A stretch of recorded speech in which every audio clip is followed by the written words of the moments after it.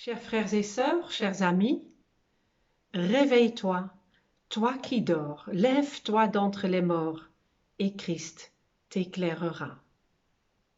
Bienvenue à vous toutes et tous en ce matin de Pâques, pour cette célébration que je voudrais commencer avec la salutation traditionnelle. Christ est ressuscité, il est vraiment ressuscité.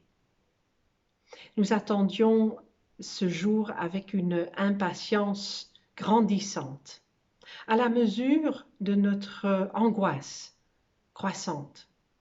Mais aujourd'hui, le Christ nous fait lever d'entre nos tombeaux, et avec lui, nous embrassons l'éclat d'un nouveau matin.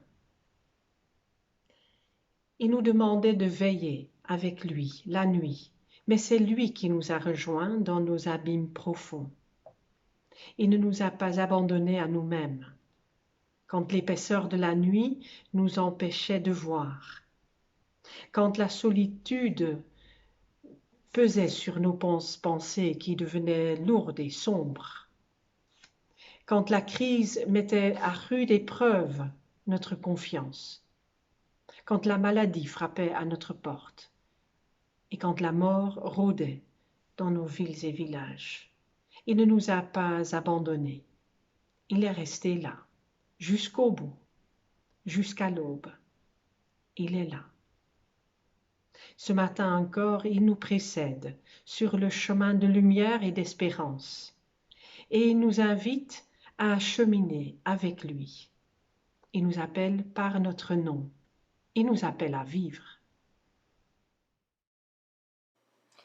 Seigneur, au cœur de nos nuits et de nos déserts, au cœur de ces temps où nous avons été écrasés et immobilisés, tu as vu nos désespoirs, tu as entendu nos cris, et tu nous as manifesté ta présence de diverses manières.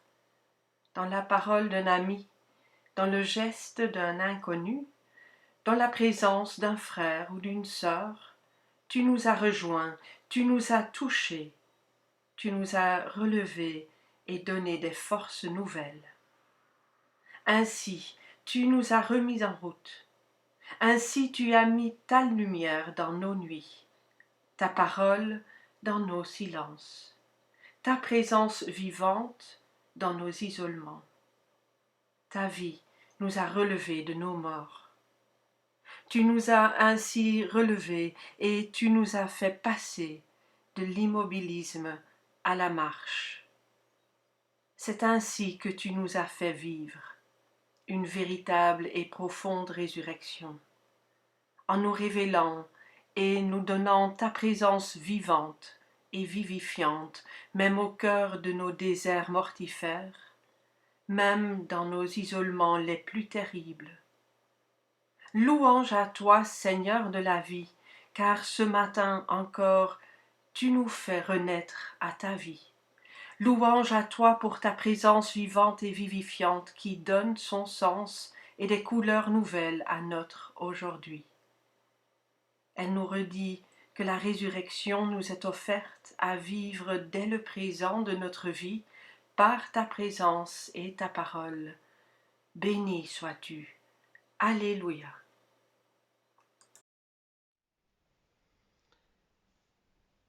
Chers frères et sœurs, depuis le premier dimanche de cette année, nous avons relevé un défi. Nous plonger avec Moïse et le peuple hébreu dans les profondeurs de l'Égypte. Comprendre les menaces qui pesaient sur le peuple et, dans le même mouvement, comprendre aussi ce qui nous menace. Sentir leur angoisse et nommer la nôtre. Comprendre leur découragement ou admirer leur courage et nous demander jusqu'où aurions-nous été. Nous avons essayé de comprendre les stratégies, la politique du pharaon, de tous les pharaons. Et nous avons compris que face au mal, nous sommes invités à résister. Nous avons découvert l'humour comme une arme redoutable face à la folie meurtrière. Et nous avons entendu comment l'Éternel s'est fait connaître. Présence fidèle, il a pris fait et cause pour son peuple, fragilisé et réduit en esclavage.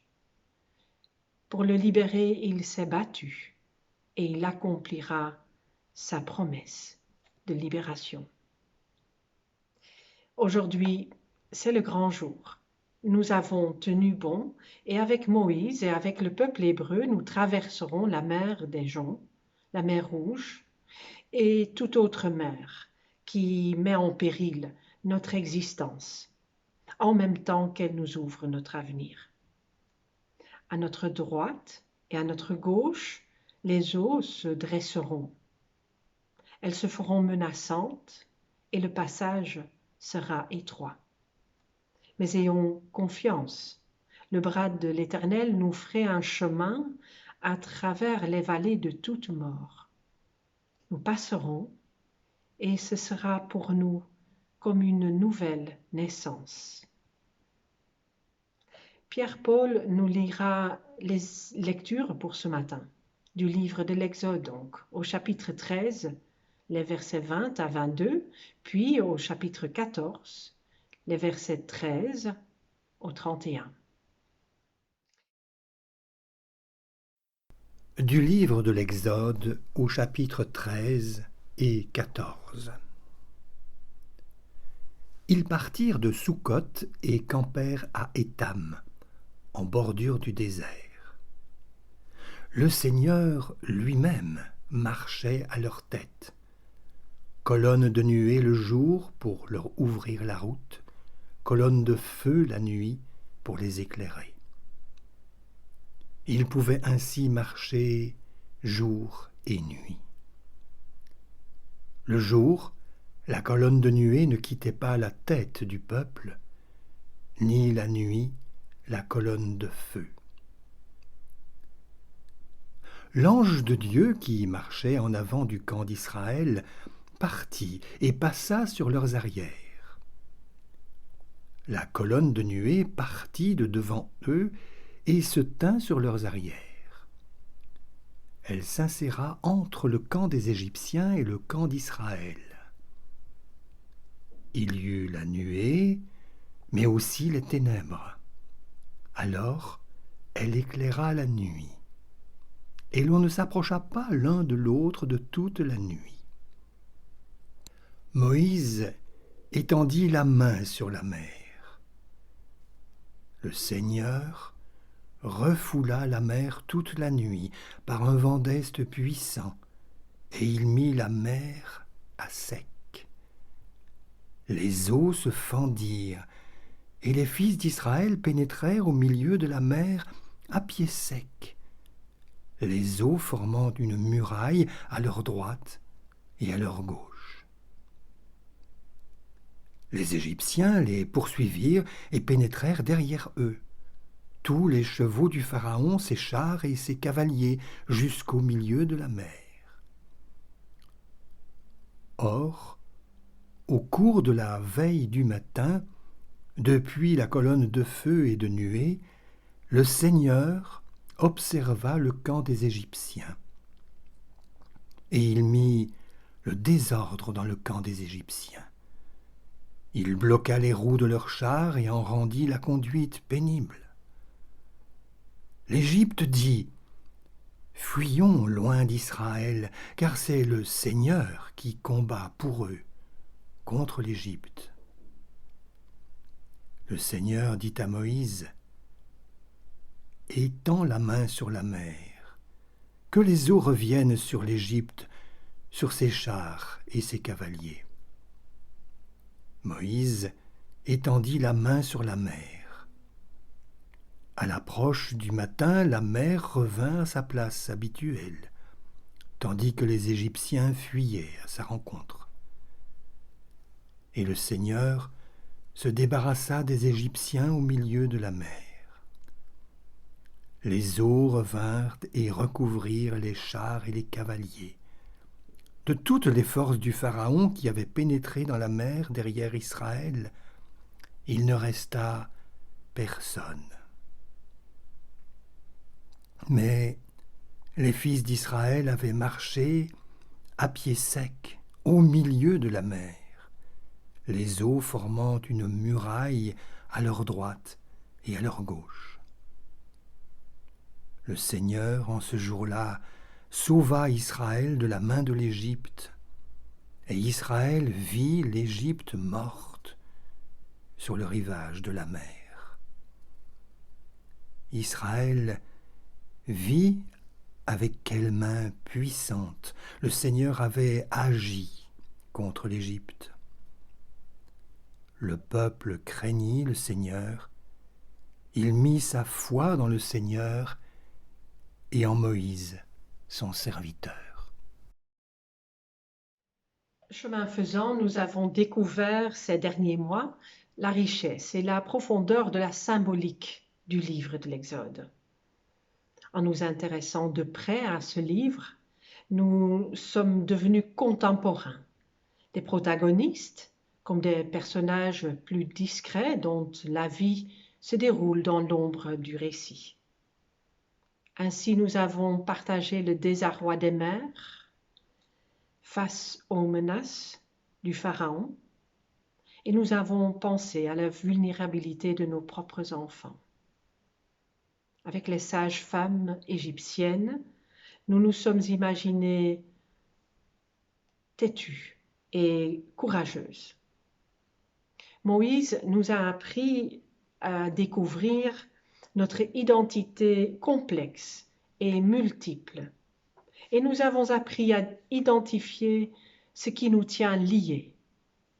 Nous avons également découvert que pour nous aussi, un nouveau départ, une nouvelle orientation dans notre vie est toujours possible. À chaque étape, nous avons tenté d'établir le lien avec l'œuvre libératrice de la réconciliation que nous partage le Christ. Aujourd'hui, nous touchons vraiment au cœur du récit, au point culminant si vous voulez, la sortie d'Égypte qui signifie la naissance du peuple. En effet, de nombreuses indications de lecture permettent de saisir cette dimension symbolique du récit. Mitzraïm, on l'avait déjà vu, signifie étroitesse. C'est un lieu de confinement étroit.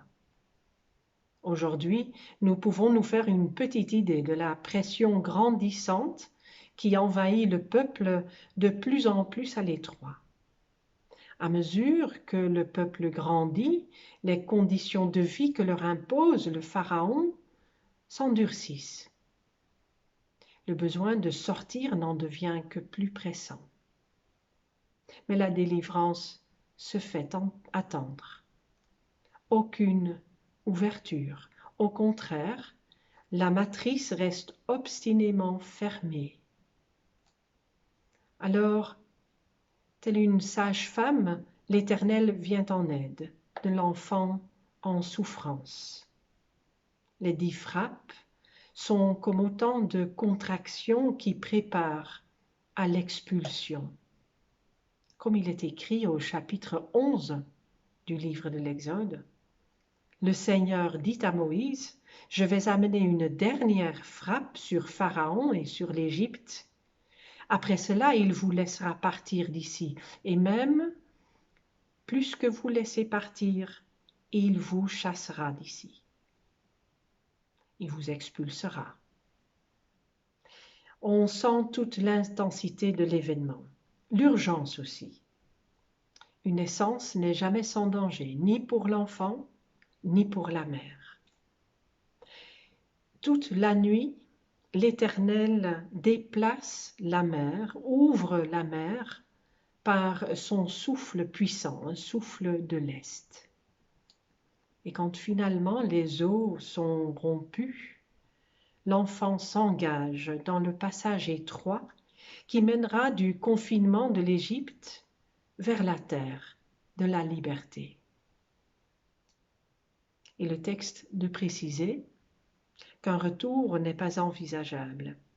Les cavaliers du Pharaon suivent les enfants d'Israël jusqu'au milieu de la mer. Ainsi, on peut reconnaître à l'Égypte non seulement sa puissance absolue, destructrice, menaçante, mais également sa fonction matricielle, qui permet à l'enfant de grandir jusqu'au moment de sa délivrance.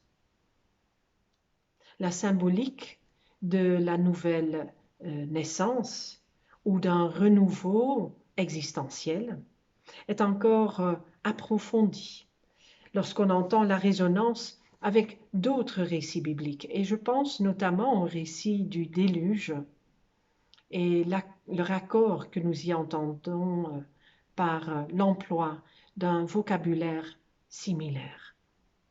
Là aussi, la vie est précieusement préservée dans le confinement de l'arche cette fois-ci.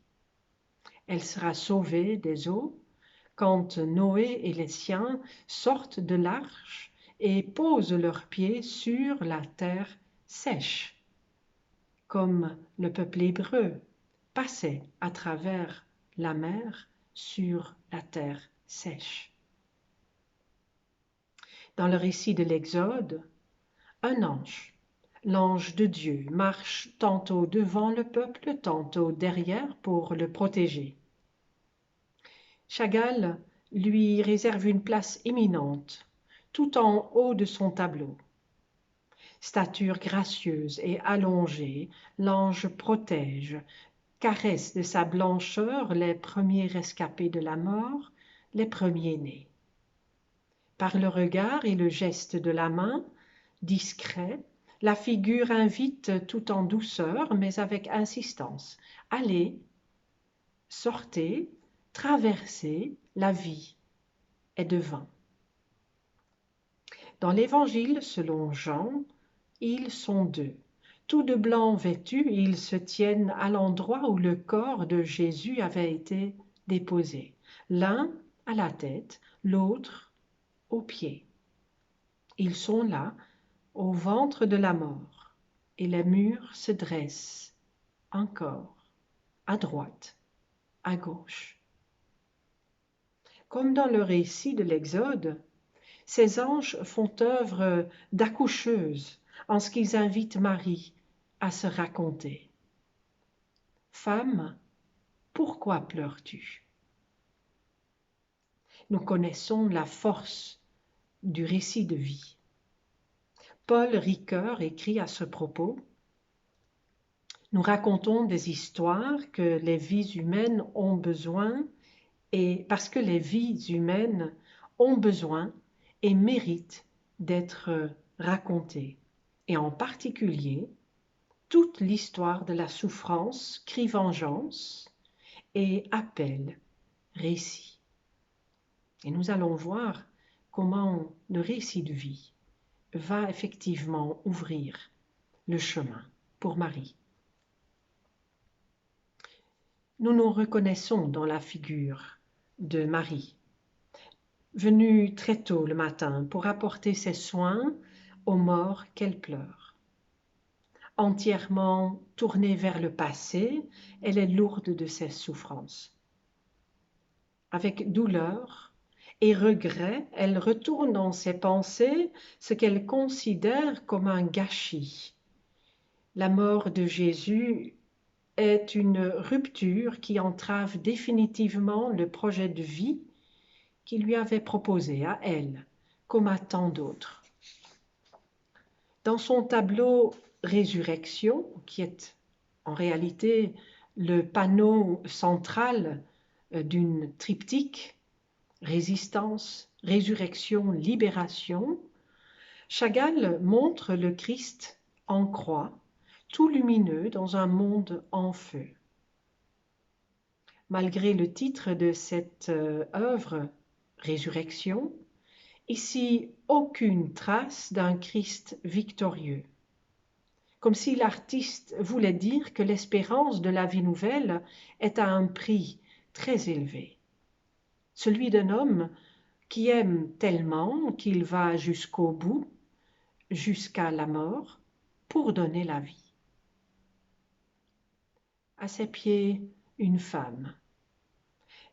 Avec son enfant porté contre son cœur, elle attend tout de lui. Malgré sa douleur, elle espère, se confie à lui, elle se raconte. Aurait-elle entendu son nom? Nous écoutons l'Évangile selon Jean au chapitre 20, les versets 1 à 18.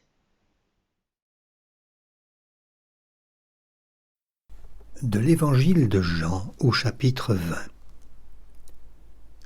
Au premier jour de la semaine, à l'aube, alors qu'il faisait encore sombre, Marie de Magdala se rend au tombeau et voit que la pierre a été enlevée du tombeau. Elle court, rejoint Simon-Pierre et l'autre disciple, celui que Jésus aimait, et elle leur dit « On a enlevé du tombeau le Seigneur, et nous ne savons pas où on l'a mis. » Alors Pierre sortit, ainsi que l'autre disciple, et ils allèrent au tombeau.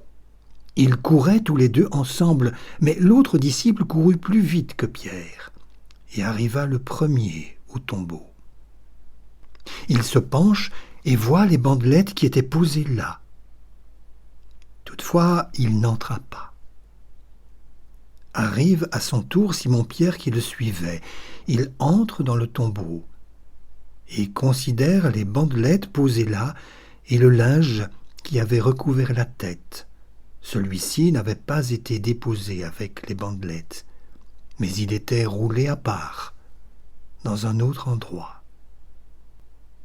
C'est alors que l'autre disciple, celui qui était arrivé le premier, entra à son tour dans le tombeau.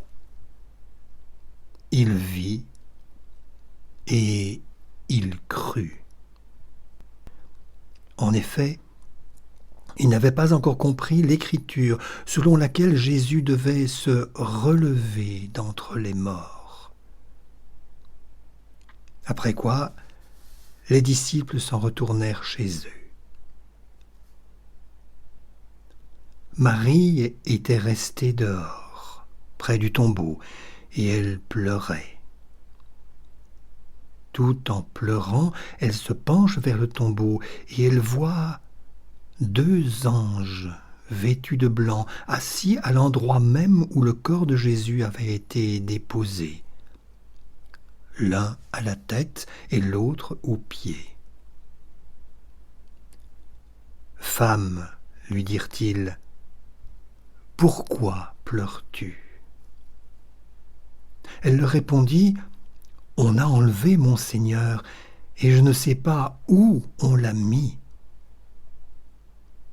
Tout en parlant, elle se retourne et voit Jésus qui se tenait là, mais elle ne savait pas que c'était lui. Jésus lui dit « Femme, pourquoi pleures-tu? Qui cherches-tu » Mais elle, croyant qu'elle avait affaire au gardien du jardin, lui dit « Seigneur, si c'est toi qui l'as enlevé, dis-moi où tu l'as mis, et j'irai le prendre. » Jésus lui dit « Marie. » Elle se retourna et lui dit en hébreu « Rabbouni », ce qui signifie « maître ».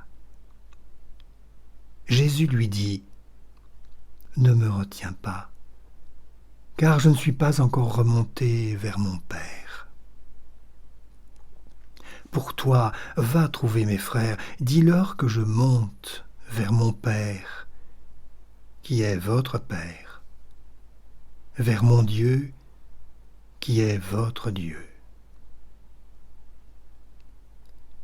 Marie de Magdala vint donc annoncer aux disciples « J'ai vu le Seigneur, et voilà ce qu'il m'a dit. »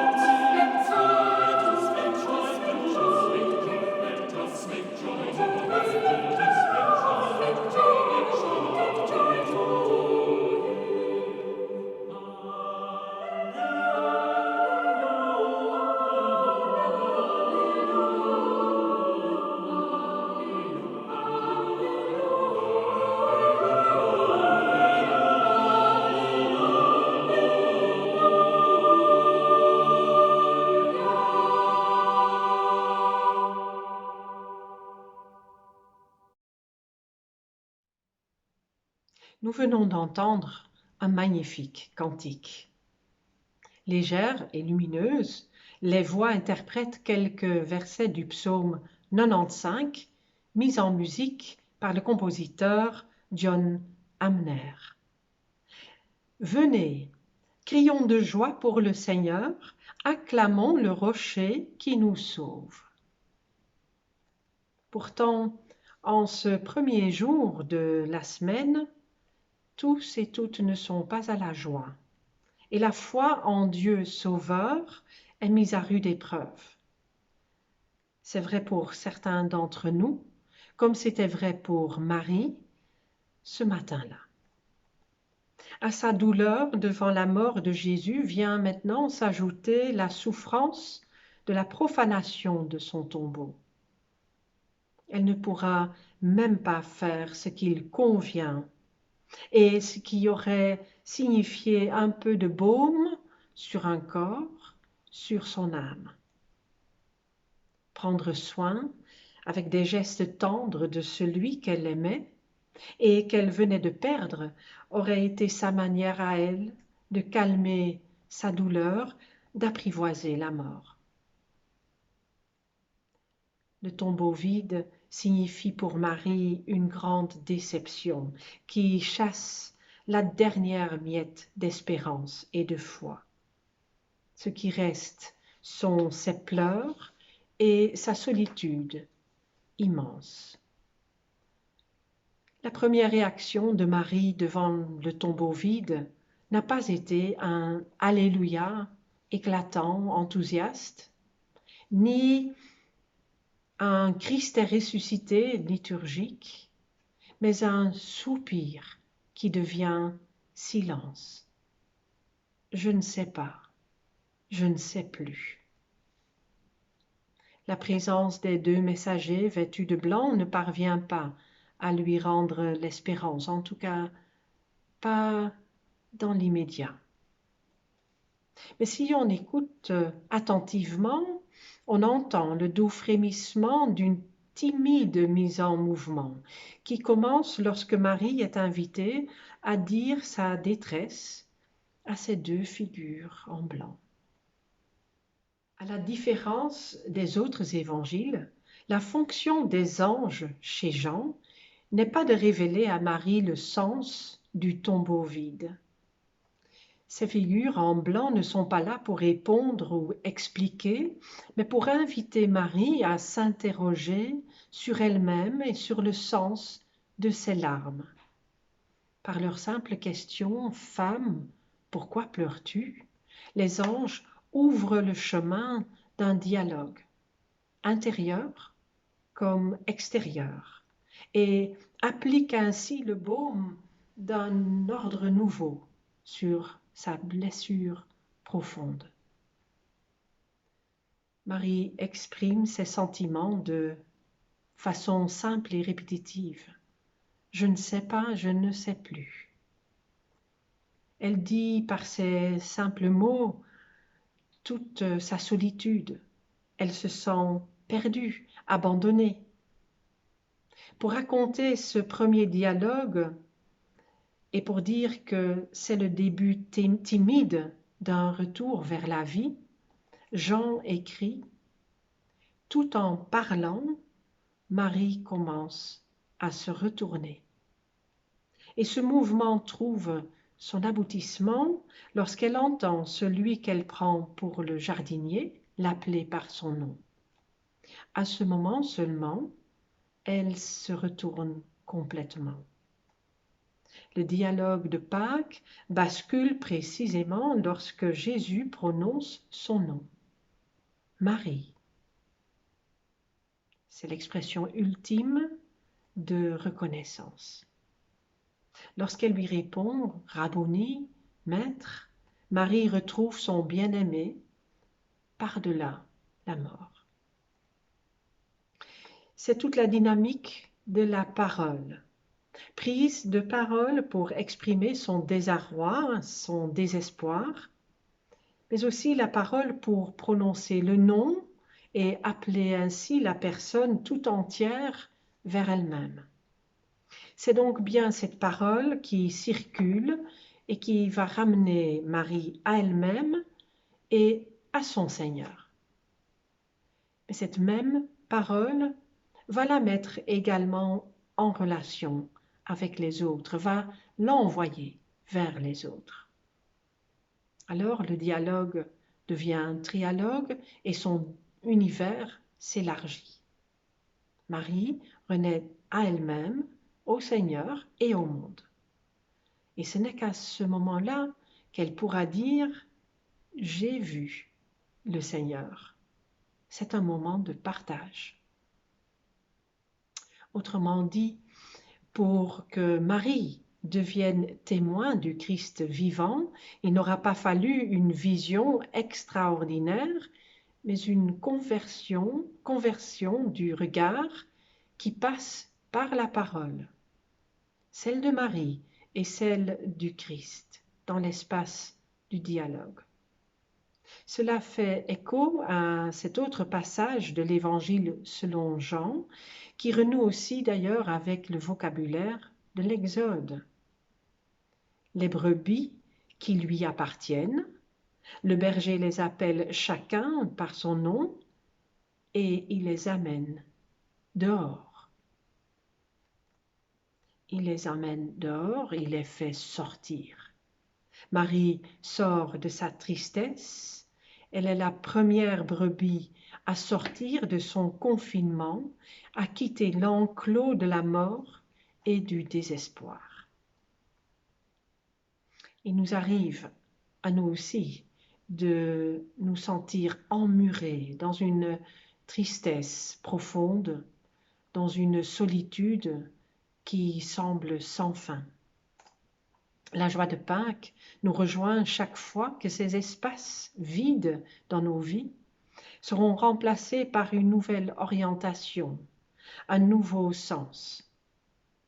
L'évangile de Jean nous annonce que la parole, l'écoute et le dialogue constituent un chemin possible pour guérir de nos blessures et de nos déceptions. Car ce chemin aboutira sur le renouvellement de notre être par la proclamation de notre nom. Ce matin de Pâques, le Seigneur nous appelle par notre nom. Comme au jour de notre naissance, comme au jour de notre baptême, comme au jour où quelqu'un nous déclarait « Je vous aime ». L'entendons-nous? Pour terminer cette méditation pascale, reprenons le tableau de Chagall, Résurrection.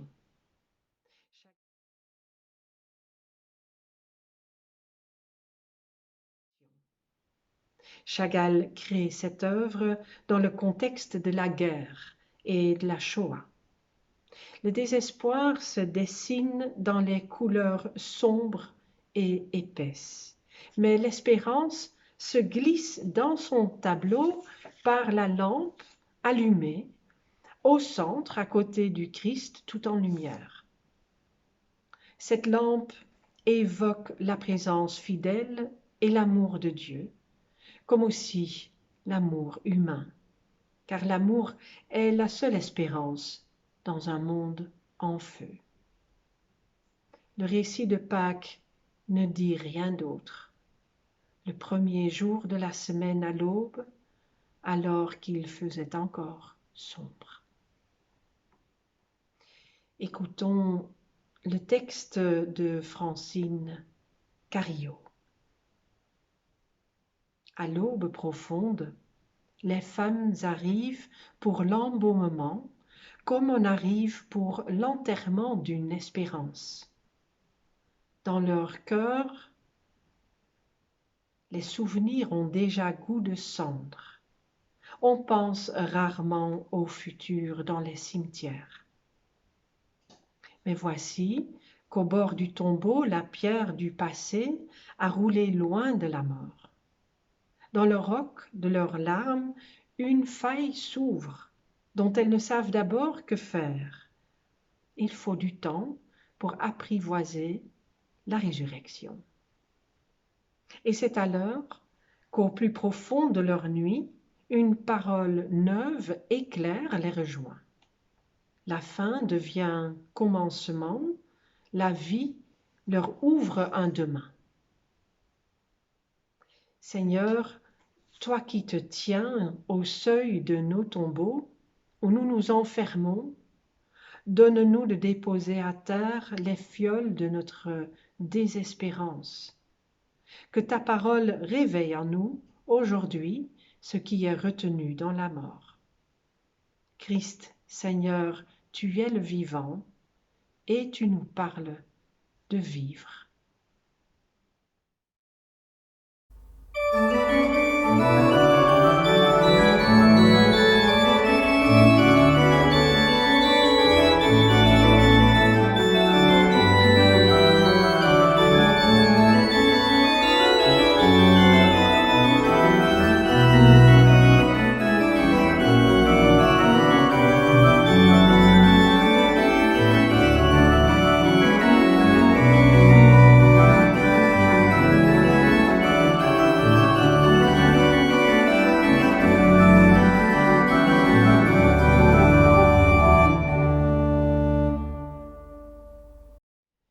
Ce temps de confinement ne signifie nullement que nous devons abandonner nos gestes solidaires. Nous pouvons toujours faire des dons, nous pouvons toujours téléphoner à nos amis, comme à des personnes isolées, à nos aînés. Nous pouvons leur écrire des lettres, des cartes. Nous pouvons faire des courses pour nos voisins malades, applaudir toutes ces personnes qui sont toujours là pour prendre soin de nous, de nos malades. Nous pouvons également continuer à soutenir financièrement notre Église. Pour cela, vous trouverez le numéro de compte dans le messager ou dans le message qui accompagnait l'invitation pour cette célébration.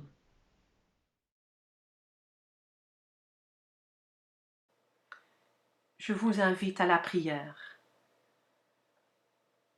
Éternel Dieu, en ces temps étranges où nous célébrons Pâques chacun de son côté, mais unis par ton esprit d'amour, nous te louons pour ta parole d'espérance.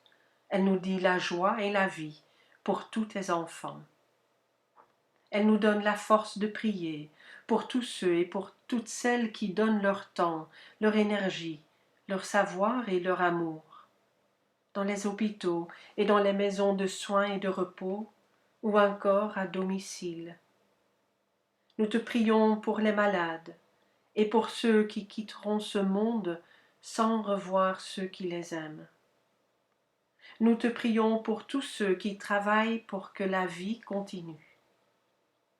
Nous te prions pour les plus vulnérables, pour ceux et celles qui fuient la violence, la guerre ou la famine. Nous te prions pour ces pays qui sont moins bien outillés que nous pour affronter le coronavirus. Pour ceux qui apportent la réflexion nécessaire afin d'éclairer nos dirigeants dans leur choix de stratégie pour vaincre la maladie. Donne-nous, éternel Dieu, une part de ta lumière, une part de ton amour, à partager avec nos proches qui sont devenus lointains. Être là, Seigneur, lorsque la nuit tombe, être là comme une espérance. Peut-être allons-nous toucher le bord de ta lumière. Être là, Seigneur, dans la nuit, avec au fond de soi cette formidable espérance. Peut-être allons-nous aider un homme très loin de nous à vivre. Être là, Seigneur, n'ayant presque plus de paroles, comme au fond du cœur qui aime, n'ayant plus de regard ailleurs que sur ce point de feu, d'où émerge la vie qui nous change en flamme. Être là, Seigneur, comme un point tranquille, tourné vers toi. Être là avec tous ceux, toutes celles qui nous tiennent à cœur, et savoir que nous nous entraînons tous dans ta lumière, et pas un instant n'est perdu. Être là, Seigneur, nous abreuver à la source qui indéfiniment coule. Dieu de paix dont la paix n'est pas de ce monde, Dieu d'une vie qui abolira toute mort. Dieu compagnon qui te tient tous les jours en nous et entre nous, sois avec nous maintenant et pour l'éternité. Amen. Chers frères et sœurs, nous arrivons à la fin de notre célébration. Je vous souhaite à toutes et à tous que l'espérance s'enracine en vos cœurs et pousse ses ramures et brindilles vers la lumière. Le Dieu de l'espérance nous comble de toute joie et de toute paix dans la foi, afin que nous débordions d'espérance par la puissance de l'Esprit. Amen.